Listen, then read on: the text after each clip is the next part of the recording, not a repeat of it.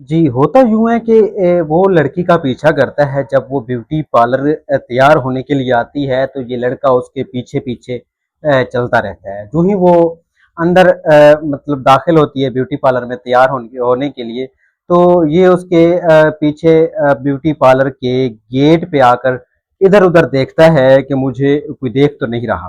तो जब इसको ये यकीन होता है कि मुझे कोई नहीं देख रहा, तो तब ये अंदर जाता है। अंदर और भी साफ ज़ाहिर है लड़कियां तैयार होने के लिए आई हुई थी, आखिर पार्लर था। हाँ, तो ये जस्ट उसी लड़की के पास जाता है, उसको पकड़ता है, उसको हरासा करने की कोशिश करता है और उसको गर्दन से पकड़कर ये जेब से चाकू निकालता है और उसका गला काटना शुरू कर देता है।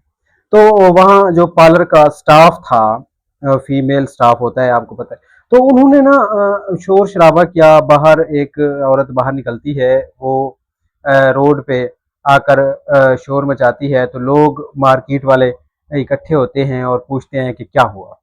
तो ये मारने की कोशिश करता है। नहीं, देखे ना, इसने, हाँ, अंदर दाखिल हो गए, ये अंदर दाखिल होता है और डायरेक्टली उसी लड़की के पास ही जाता है। मतलब उसको निशानदेही होती है कि वो वहां मौजूद है और उसी लड़की के पास ही जाता है और उसको पकड़ता है। तो जब ये बाहर एक औरत आती है, वो शोर मचाती है, तो बाहर से जब पब्लिक इकट्ठी होती है, लोग इकट्ठे होते हैं, तो पूछते हैं क्या हुआ। तो तब जाके वो लड़की औरत उनको बताती है कि अंदर कोई लड़का आया है और वो लड़की को मारने की कोशिश कर रहा है। तो जब ये सभी लोग अंदर इंटर होते हैं, तो उस वक्त वो दुल्हन का गला काट चुका होता है और ये खुद, जल्दी गला काट देता हाँ, उसने गला फौरन गला काट दिया, जाके उसने चाकू निकाला, गला काट दिया। तो उसके बाद वो खुद को मारने की कोशिश कर रहा होता है जब ये लोग अंदर दाखिल होते हैं। तो उसी चाकू की मदद से ये अपना गला काटने की कोशिश करता है और हत्ता कि ये इतना खुद को जख्मी कर देता है कि ब्लीडिंग होती है और ये भी वहीं मर जाता है। तो लोग 15 पे कॉल करते हैं।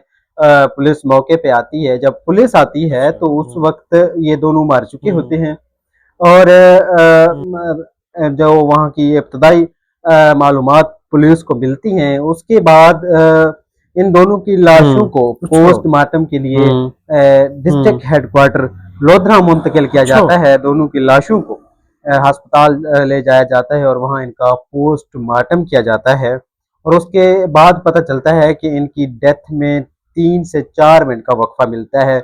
जो ही उसने लड़की को मारा, लड़की की डेथ हुई, तो फौरन ही उसने खुद को भी मार दिया। मतलब 3, 4, 5 मिनट का मेरे ख्याल में वक्फा है इनकी डेथ को। अच्छा, मतलब फौरन मार दिया खुद को। हाँ, जो ही उसको वो मरती है, ये खुद को मार देता है। तो उसके बाद डीएसपी डीपीओ ने फौरन एक्शन लिया, तफ्तीश की जाती है। तो बाद में पता चलता है कि ये लड़का कोई गैर नहीं था, बल्कि उस लड़की के मामू का बेटा था। जी, सगे मामू का बेटा है उस लड़की का, दुल्हन के सगे मामू का बेटा है ये लड़का।